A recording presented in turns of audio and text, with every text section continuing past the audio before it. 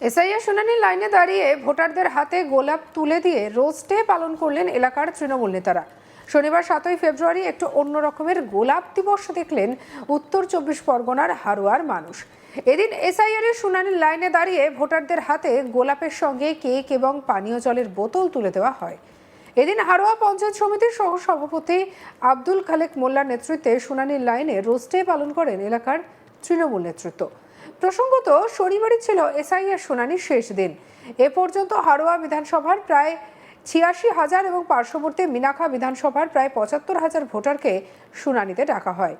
অনেকেই একাধিকবার লজিক্যাল ডিসক্রিপেন্সির নামে ডেকে হয়রান করা হয়েছে বলে অভিযোগ করেন এলাকার তৃণমূল নেতৃত্বের। বিষয়টি নিয়ে তৃণমূল নেতা আব্দুল খালেক মোল্লা বলেন, ভোটার তালিকা থেকে বৈধ ভোটারকে বাদ দেওয়ার পরিকল্পনা চলছে বিজেপির। নির্বাচন কমিশন বিজেপি পরিকল্পনাকে বাস্তবায়িত করতে সাধারণ মানুষকে বারবার শুনানিতে ডেকে হয়রান করছে। আমাদের নেত্রী মমতা ব্যানার্জি ও সর্বভারতীয় সাধারণ সম্পাদক অভিষেক ব্যানার্জির নির্দেশে প্রথম দিন থেকে শিবির করে ভোটারদের পাশে থেকেছি, আজও তাই আছি। আজ ছিল রোজ ডে। আমরা যারা অসীম ধৈর্যের পরীক্ষা দিয়ে সকাল থেকে লাইনে দাঁড়িয়ে আছি, তাদের হাতে হাতে কেক, পানীয় জল এবং একটি করে গোলাপ দিয়ে শুভেচ্ছা জানিয়েছি। কি বলছেন আব্দুল খালেক মোল্লা, শুনবো। বিজেপি সরকার যেভাবে এবং নির্বাচন কমিশন মানুষেরকে রাস্তা নামিয়ে দিয়েছে, তাদের ইচ্ছাকৃতভাবে আমরা তৃণমূল কংগ্রেসের পক্ষ থেকে আমরা জলছত্র এবং এসআইআর সহায়তা ক্যাম্প করেছি। সেখানে আমরা প্রতিদিনের মতো চা, বিস্কুট, ললিপপ, ক্যাডবেরি সব কিছু দিয়ে থাকি। আজকে আমাদের লাস্ট হিয়ারিং, তাই আজকে বিশেষ করে রোজ ডে। আমরা প্রতিটি হিয়ারিং এ যারা এসছে তাদেরকে একটা করে গোলাপ, একটা কেক এবং জলের পট দিয়েছি। তাদেরকে আমরা হারোয়া বিধানসভা, মিনাখা বিধানসভা পক্ষ থেকে আমরা শুভেচ্ছা জানালাম যে আপনাদের সাথে এই বাংলার মুখ্যমন্ত্রী মমতা বন্দ্যোপাধ্যায়, সর্বদলীয় সাধারণ সম্পাদক অভিষেক বন্দ্যোপাধ্যায় আপনাদের সাথে আছে। এটা বিজেপির চক্রান্ত আমরা নস্যাৎ করার প্রতিজ্ঞা নিয়েছেন আমাদের দিদি মমতা বন্দ্যোপাধ্যায়। আপনারা সুপ্রিম কোর্টে দেখেছেন একজন বাংলার মুখ্যমন্ত্রী তিনি কিভাবে আমাদের জন্য তিনি সওয়াল করেছেন। তো আমরা খুবই আনন্দিত যে বাংলার মুখ্যমন্ত্রী আমাদের পাশে এবং অভিষেক বন্দ্যোপাধ্যায় আমাদের পাশে আছে। আমাদের বিশেষ করে মিনাখা বিধানসভা কম বেশি ৬৫ থেকে ৭০,০০০, আর হারোয়া বিধানসভায় ৮০ থেকে ৮৬,০০০ তাদেরকে সবাই হিয়ারিং উপস্থিত হতে হবে।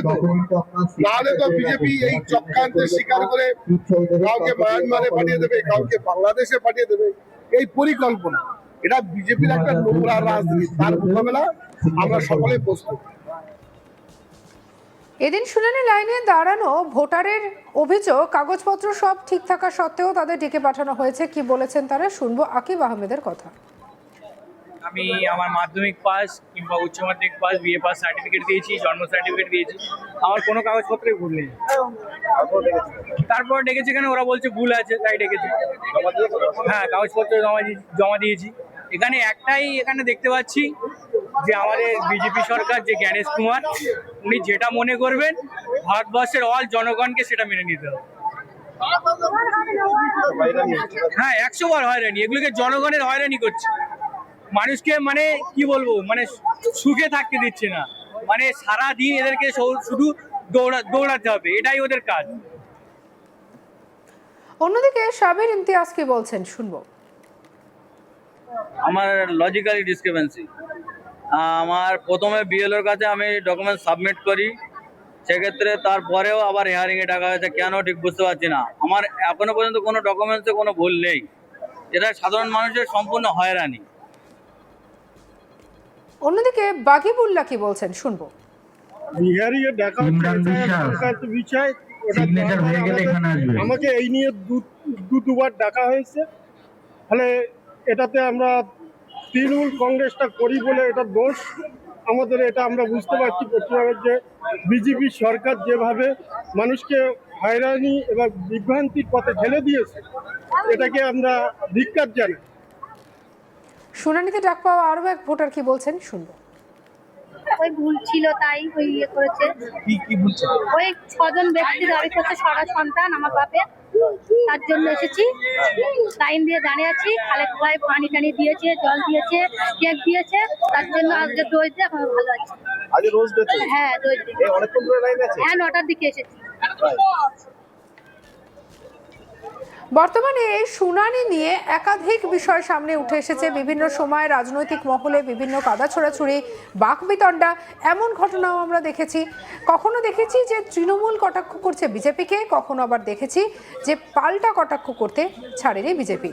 এসআইআর শুনানির লাইনে দাঁড়ানো ভোটারদের হাতে এবারে গোলাপ তুলে দেওয়ার এক অন্য ছবি ধরা পড়ল ক্যামেরায়। রোজ ডে পালন করে এলাকার তৃণমূল নেতারা ভোটারদের হাতে তুলে দিলেন গোলাপ।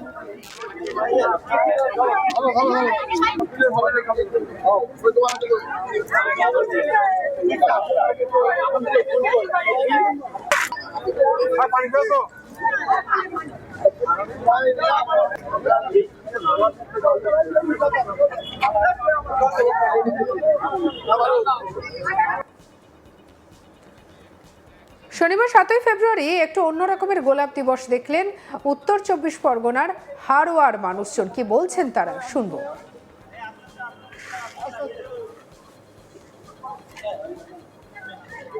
আমার লজিক্যালি ডিসক্রিপেন্সি।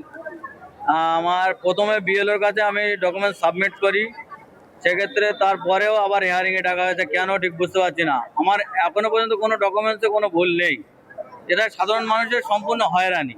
বিহারি দেখা বিষয় আমাকে এই নিয়ে দুবার ডাকা হয়েছে।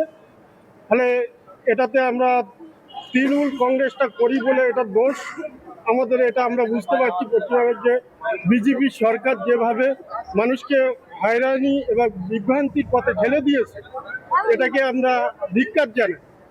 ওই ভুল ছিল তাই ওই ইয়ে করেছে। কি বলছে? ওই 6 জন ব্যক্তি দাবি করছে সারা সন্তান আমার বাপের, তার জন্য এসেছি।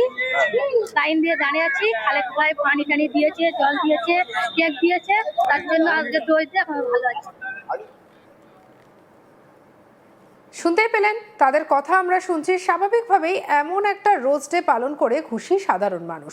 সঙ্গে রাখুন আজ তাক বাংলাকে সাবস্ক্রাইব করতে ভুলবেন না।